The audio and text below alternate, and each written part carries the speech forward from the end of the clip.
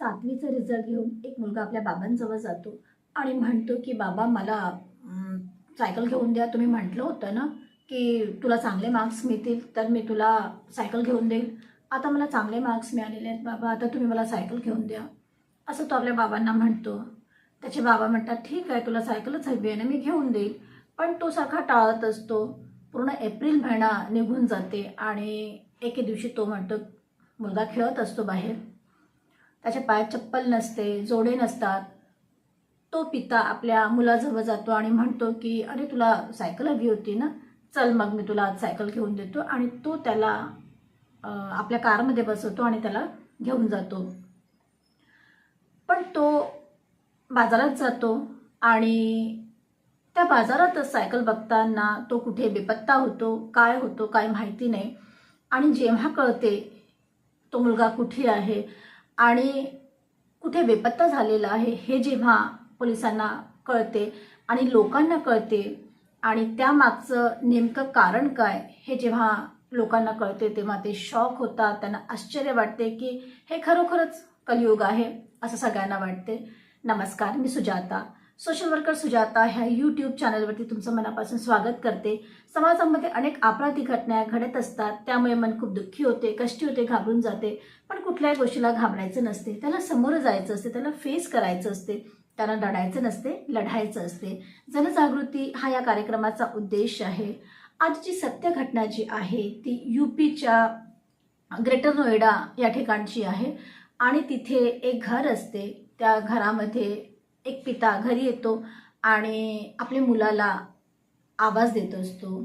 त्या पित्याचं नाव असते प्रदीप भाटी आणि तो आपल्या मुलाला म्हणजे सुधांशूला आवाज देत असतो आणि म्हणतो की सुधांशू तू कुठे आहेस, मला तुझ्याशी काही काम आहे, ये बरं लवकर बाहेर, असं तो म्हणतो. पण सुधांशू घरी नसतो. त्याची बहीण येते आणि म्हणते की बाबा सुधांशू घरी नाही आहे, तो बाहेर खेळत असेल. तर तो बाबा म्हणतो की तुमचं बिलकुल त्याच्याकडे लक्ष नाही आहे, तो किती वेळ बाहेर खेळत असतो, तुम्हाला माहीत असायला पाहिजे की तो कुठे आहे ते, आणि घरात तो बिलकुल असतच नाही, जा बघून ये त्याला कुठे आहे, तर मला काम आहे त्याच्याशी. तर ती मुलगी बाहेर जाते आणि सुधांशूला शोधण्यासाठी ती बाहेर जाते आणि मग तो आपल्या पत्नीलाही म्हणतो का गं तुझं काय मुलाकडे लक्ष नसते का, तो कुठे गेला, काय गेला हे सुद्धा तुला माहिती नाही, तो घरी नसते, ह्यावेळेस त्याने घरी असायला पाहिजे ना, तो घरी नाही आहे, किती तू लाडावरती सडवलं त्याला, असं तो आपल्या पत्नीला म्हणतो आणि रागवतो. तर ती म्हणते की ठीक आहे, मी आता बघून येते. आणि ती सुद्धा त्याला बघायला बाहेर जाते.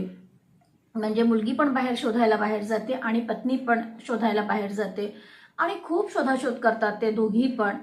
पण सुधांशूचा काही पत्ता नसतो आणि त्या दोघी पण घरी येतात आणि म्हणतात की सुधांशू तो कुठे दिसत नाही आहे, कुठे गेला असेल काय माहिती नाही.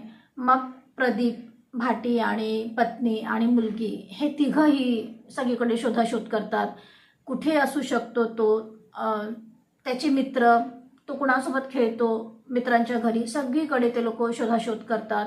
नातेवाईकांकडे, जवळच्या गावातले जे लोक असतात त्यांच्याकडे, सगळीकडे जाऊन सांगतात की सुधांशू कुठे दिसत नाही आहे. हे शोधाशोध करताना पूर्ण रात्र निघून जाते आणि दिवससुद्धा उजाडून जातो. प्रदीपचा भाऊ असतो तो मग जवळच्याच पोलीस स्टेशनमध्ये जातो आणि कंप्लेंट लिहितो की माझ्या भावाचा मुलगा, प्रदीपचा मुलगा सुधांशू हा बेपत्ता झालेला आहे, रात्रभरापासून तो कुठे दिसलेला नाही आहे. तर साहेब तुम्ही आमची कंप्लेंट करा, आम्हाला मदत करा आणि त्याला शोधायला आमची हेल्प करा. तर पोलिसांना जेव्हा FIR त्यांनी लिहिली त्यानंतर त्यांनी तपासाला सुरुवात केलेली आणि सगळीकडे जिथे जिथे तो जाऊ शकतो त्या सगळीकडे ते लोक शोधाशोध करतात आणि बघतात, पण कुठेच तो दिसत नाही. पण गावाच्या जवळ एक छोटंसं तळं होतं, तिथे काही मुलं खेळत असतात आणि ते खेळता खेळता तळ्याच्या जवळ जातात. त्यांना काहीतरी तिथे दिसते. तर ते म्हणतात की बघूया काय आहे ते, तळ्यात काहीतरी दिसते आहे. तर असं म्हणून ते तळ्याच्या जवळ जातात आणि बघतात. तर तिथे एक प्रेत दिसते. ते तसेच धावत धावत गावात जातात आणि गावातील लोकांना सांगतात की तिथे प्रेत पडलेलं आहे. तर तुम्ही बघा. तर सगळे गावातले लोक आणि पोलीससुद्धा तपास करतच असतात. तर पोलीससुद्धा तिथेच असतात. ते सगळे मिळून त्या तळ्याजवळ जातात आणि तळ्याच्या जवळ जेव्हा ते लोक जातात, त्या मुलाला बघतात, त्याचं वर्णन, त्याचे कपडे आणि ते सगळं बघून त्यांना असं वाटतं की हा कदाचित प्रदीप भाटीचाच मुलगा असावा. ते जवळ जातात, त्याला बाहेर काढतात. तो 13 वर्षाचा मुलगा असतो, 7वी पासआउट करणारा मुलगा असतो तो. तर त्या मुलाला बाहेर काढतात. गावातले सगळे लोक म्हणतात, अरे हो, हा तर सुधांशूच आहे. आणि ते त्याला हॉस्पिटलमध्ये पाठवतात पोस्टमॉर्टमसाठी. पोस्टमॉर्टम रिपोर्ट जेव्हा येऊन जाते, PM रिपोर्ट जेव्हा येते, तेव्हा पोलिसांना हे कळते की ह्याचा तर गळा दाबून याला मारून टाकण्यात आलेलं आहे. तर त्यांनाही असं वाटते की एवढ्या छोट्याशा मुलाला कोणी मारलं असेल, कोण याचा शत्रू असू शकते, असं ते सुद्धा शोधाशोध करत असतात, बघत असतात, चौकशी करत असतात. पण त्यांना काही क्लू मिळत नाही. मग प्रदीप भाटीला जेव्हा पोलीस विचारतात की काय वाटते तुम्हाला, कोणी केलं असेल हे सगळं, तर तो म्हणतो की साहेब, मला असं वाटते की हे माझ्या भावांनी केलं असेल. आम्ही 4 भाऊ आहोत आणि माझे 3 भाऊ जे आहेत त्यांनी मिळून माझ्या मुलाला मारलं असेल असं मला वाटते.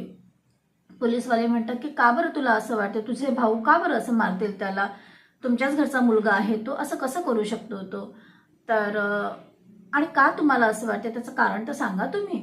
तर तो म्हणतो की साहेब, आमची जमीन आहे आणि रस्त्याला लागून आमचं प्लॉट्स आहेत. त्या प्लॉट्समध्ये आम्ही दुकान काढलेली आहेत आणि ते दुकानाचं भाडं जे समोर आहे, रस्त्याला लागून आहे, त्या दुकानाचं भाडं तर खूप जास्त येते आणि त्यालाच लागून मागे जे शॉप्स आहेत तर त्याला एवढं भाडं येत नाही.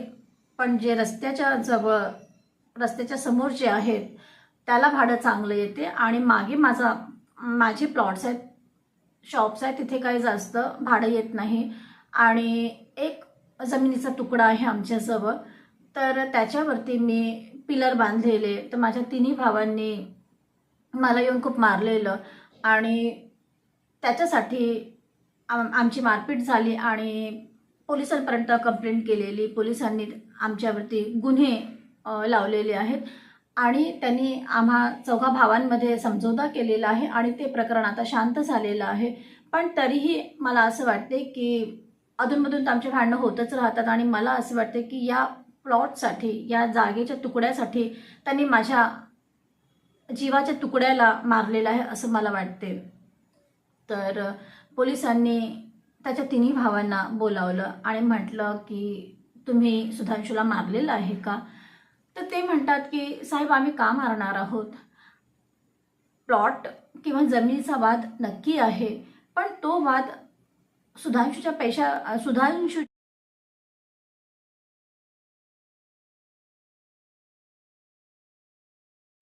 जीवापेक्षा मोठा तर नाही आहे. आम्हाला जीव महत्त्वाचा आहे, आम्हाला पैसे महत्त्वाचे नाही आहेत. कुणालाही जेवढं मिळेल तेवढ्यात आम्ही खुश आहोत. पण वाद आपल्या ठिकाणी आणि जीव आपल्या ठिकाणी. आम्ही असं नाही करू शकत आणि तुम्हाला आमच्यापासून काय कॉपरेशन हवं आहे, आम्ही तुम्हाला जी काही मदत तुम्हाला लागेल ती आम्ही सगळी मदत करू आणि या घटनेचा जो तपास आहे ते तुम्ही खूप प्रामाणिकपणे करा साहेब, आम्ही असं केलेलं नाही आहे असं ते लोक म्हणतात. पोलिसांनाही असं वाटते की FIR तर ह्याच्या काकांनीच लिहिलेली आहे, तर होऊ शकते हे निर्दोषी असू शकतात. त्यामुळे त्यांना असं वाटतं की आता आपण तपास कसा सुरू करायचा. मग ते त्या एरियामध्ये जे काही CCTV असतात त्या सगळ्यांना अगदी निरीक्षण करून अगदी बारकाईने ते बघायला लागतात. तर तेव्हा एका CCTVमध्ये असं दिसते की प्रदीपच आपल्या खेळत असताना मुलाला म्हणतो की चल आपण सायकल घ्यायला जाऊ आणि शेवटचं तो आपल्या बाबांसोबतच होता हे पोलिसांना कळलेलं आणि त्यानंतरच तो बेपत्ता झालेला आहे असं पण कळलं होतं. त्यामुळे त्यांनी आता त्यांनी आता प्रदीपला बोलावलं आणि विचारलं की शेवटचा तो तुमच्यासोबतच होता आणि त्याच्यानंतरच तो बेपत्ता झालेला असं तुम्ही म्हटलेलं आहे. तुम्ही सगळीकडे शोधाशोध केलेला आहे, तो कुठेच मिळालेला नाही आहे. तर तो शेवटचा तुमच्यासोबत होता, तर तुम्ही आम्हाला काय ते सांगा. तो म्हणाला, साहेब हो माझ्यासोबतच होता, पण तो बेपत्ता झालाय, कुठे आहे हे माहिती नाही. आणि पोलिसांना कुठेतरी त्याच्यावरती डाऊट पण आलेला. तर ते थोडे सक्तीने विचारतात त्याला, की नाही शेवटचं तर तुझ्यासोबतच होतं, तर ह्याचं उत्तर तूच देऊ शकतोस.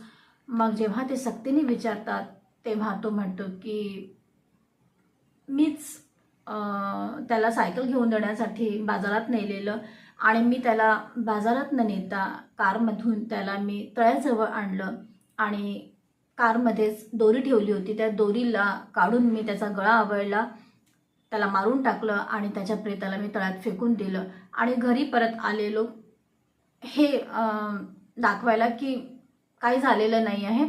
आणि सुधांशू कुठे आहे, मी घरच्या लोकांनाच विचारायला लागलो, कारण सुधांशू कुठे आहे तर मला माहिती होतं, पण मला ते नाटकं करायची होते. मला ते असं भासवायचं होतं की ह्यात मी निर्दोष आहो आणि तो संशय इतरांवरतीच यायला पाहिजे, माझ्या भावांवरती यायला पाहिजे, हा त्यामागचा उद्देश होता. कारण जमिनीचा वाद होता, त्यामुळे मला असं वाटत होतं की सगळं मलाच मिळायला पाहिजे आणि भावांना काहीच मिळायला नको. तो जो जमिनीचा तुकडा होता तो मला मिळायला पाहिजे, ज्याच्यावरती मी पिलर्स उभे केले होते, ते मला मिळायला पाहिजे असं सुधांशूच्या वडिलांना वाटते. आणि त्याने प्रदीपने म्हणूनच मारलं होतं की मी याला मारून टाकेल आणि याचा सगळा संशय माझ्या भावांवरती टाकेल. पोलिसांना जेव्हा कळलं की ह्याने मारून टाकलेलं आहे, तेव्हा त्याच्याबद्दल पोलिसांनी आणखी चौकशी सुरू केली. तर कळलं की हा काहीच करणारा माणूस नाही आहे, तो अगदी बसून खाणारा आहे. जे भाडं त्यांना मिळते त्याच्यावरच त्यांचं पूर्ण जीवनयापन सुरू आहे, उदरनिर्वाह त्या भाड्यांवरच चालतो आहे असं पोलिसांना कळलेलं आहे. तो त्या व्यतिरिक्त काहीच करत नाही. करतो तो फक्त दारू पिण्याचे कामं करतो, गांजा पिण्याचे कामं करतो, सगळे वाईट सवयी त्याला होतात आणि त्याला असं वाटत होतं की हे सगळं मला मिळायला पाहिजे, म्हणजे मी आपली मज्जा करेल, दारू पील, गांजा पील, जे काही मला करायचं आहे मी मौज मज्जा करेल आणि माझे भाऊ जर कोठडीच्या आतमध्ये राहतील तर मला अडवणारं पण कोणी राहणार नाही आणि मला बघणारं पण कोणी राहणार नाही. म्हणून त्याने असा डाव साधला आणि मुलाला मारून टाकलेलं आहे आणि तो संशय भावावरती यावं हे त्याला दाखवायचं असते. पण पोलिसांना आता काय ते कळलं होतं, पोलिसांना कळलं होतं की खरा गुन्हेगार तर पिताचा आहे. ही घटना जेव्हा लोकांना कळली, गावातल्या लोकांना जेव्हा कळली, तेव्हा त्यांना शॉक बसला की एक पिता जमिनीसाठी स्वतःच्या मुलाला मारून टाकू शकते. ही अगदी दुर्दैवी घटना लोकांना वाटत होती आणि कुणाला याबद्दल विश्वासही वाटत नव्हतं. पोलिसांनी आता प्रदीप भाटीला अरेस्ट केलेलं, तो पोलिसांच्या ताब्यात होता आणि त्यालाही असं वाटलं की आता आपण तर आयुष्यभर कोठडीमध्येच राहणार आहोत. तर त्यानेही सुसाईड करण्याचा प्रयत्न केला, पोलिसांच्या समोर त्याने सुसाईड करण्याचा प्रयत्न केलेला, पण पोलिसांनी त्याला वाचवलेलं.